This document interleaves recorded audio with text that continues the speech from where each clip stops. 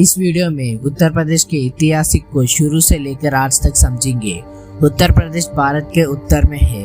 यह जनसंख्या के हिसाब से सबसे बड़ा राज्य है, लेकिन इसका महत्व सिर्फ पॉपुलेशन की वजह से नहीं होता है। इसका महत्व इसकी हिस्ट्री के वजह से है। बहुत बड़े धार्मिक स्थल यहाँ पर है। बहुत बड़े साम्राज्य यहाँ से चले। आज़ादी के लड़ाई में भी इसका बड़ा रोल था। तो आज हम स्टेप बाय स्टेप इसको समझेंगे। और दोस्तों, आज से ये वीडियोस रेगुलरली हर एक स्टेट के ऊपर उसका हिस्ट्री बेस्ड वीडियोस आएंगे, तो रेगुलरली वॉच करना और कंटेंट गेन करना। उत्तर प्रदेश का इतिहास बहुत पुराना है। प्राचीन ग्रंथों में क्षेत्र का नाम मिला था। सबसे पहले बात करेंगे अयोध्या की। अयोध्या को कौशल देश की राजधानी माना जाता था। यह भगवान राम का जन्म हुआ माना जाता था। रामायण की कहानी इसी से जुड़ी है। इसका मतलब है कि उत्तर प्रदेश प्राचीन समय का भी महत्वपूर्ण राज्य था। तो दोस्तों, और सुनो, अब बात करते हैं मथुरा की। मथुरा को भगवान कृष्ण नाम का जन्म स्थल माना जाता है। कृष्णा ने अपने बचपन वृंदावन में बिताया है। ये सब स्थान इसी राज्य में आता है। महाभारत में हस्तिनापुर का जिक्र मिलता है। हस्तिनापुर भी इसी क्षेत्र में माना जाता है। इसे हम पता चलता है कि उत्तर प्रदेश धर्म और सांस्कृतिक रूप से बहुत इम्पोर्टेंट था। तो दोस्तों, अब बात करेंगे महाजनपद काल का। लगभग 600 BC के आसपास भारत में 16 बड़े राज्य थे। इन्हें महाजनपद कहा जाता है। उत्तर प्रदेश के क्षेत्र में कौशल और काशी जैसे राज्य थे। यह राज्य गंगा नदी के किनारे थे, इसलिए खेती और व्यापार दोनों अच्छे होते थे। धीरे धीरे यहाँ शहर बनने लगे हैं। लोग संगठित तरीके से रहने लगे। इससे हम ये समझ सकते हैं उत्तर प्रदेश राजनीति में भी मजबूत होना लगा था। तो अब बात करेंगे मौर्य साम्राज्य के बारे में। फिर भारत में मौर्य साम्राज्य आया। चंद्रगुप्त मौर्य इसकी शुरुआत की। बाद में सम्राट अशोक का सबसे बड़े शासक बने। अशोक ने शुरू में बहुत बड़े युद्ध करे, लेकिन कलिंगा युद्ध के बाद उन्होंने हिंसा छोड़ दी। उन्हें बुद्धिज्म को अपनाया। सारनाथ में गौतम बुद्ध ने अपने पहले उपदेश दिया था, इसलिए सारनाथ बहुत महत्वपूर्ण स्थान है। मौर्य काल में उत्तर प्रदेश राजनीति और धर्म का बड़ा केंद्र बने। और उसके बाद बात करेंगे गुप्ता साम्राज्य का। मौर्य के बाद गुप्ता साम्राज्य आया।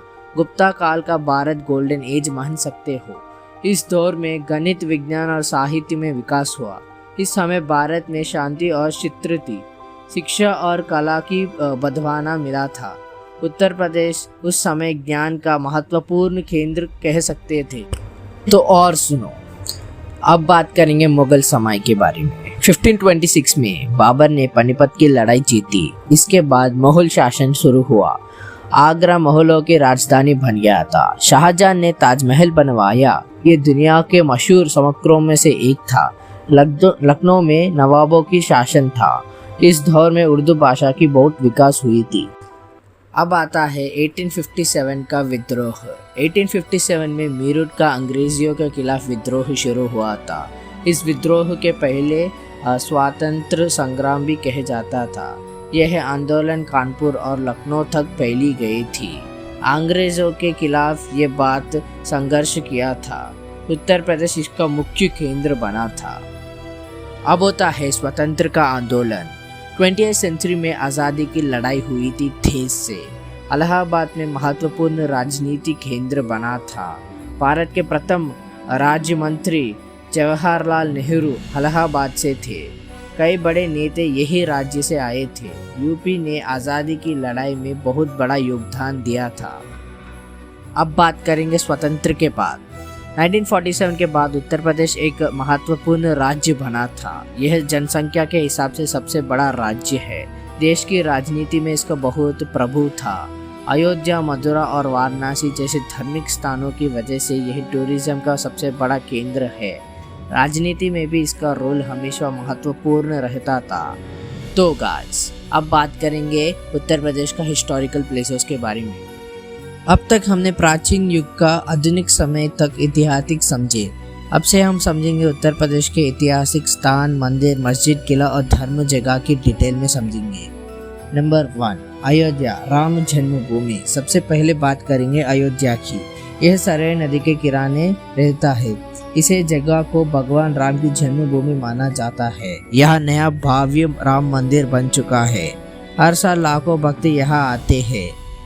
यहाँ अयोध्या में हनुमान गढ़ी भी प्रसिद्ध है। ये नगर धार्मिक रूप से बहुत महत्वपूर्ण है। अब बात करते हैं मथुरा और वृंदावन के बारे में। मथुरा की यह भगवान कृष्ण की जन्मभूमि माना जाता है। जन्मभूमि मंदिर यहाँ के मुख्य स्थल है। मथुरा के पास वृंदावन है। वृंदावन में बनके बिहारी मंदिर प्रसिद्ध है। यहाँ हर साल जन्माष्टमी और होली बहुत बड़े स्तर पर बनाया जाता है। देश और विदेश लोगों यहाँ आते हैं और अपनी भक्ति को दिखाते हैं। वाराणसी सबसे प्राचीन शहर। अब इसके बारे में जानेंगे, जो दुनिया के सबसे पुराने जीवित शहरों में से एक है। इसको काशी का भी शहर माना जाता है। यहाँ का सबसे प्रसिद्ध मंदिर है काशी विश्वनाथ टेम्पल। यह सिर्फ भगवान शिव की समर्पित है। और वाराणसी धर्म और संस्कृति का बड़ा केंद्र माना जाता है।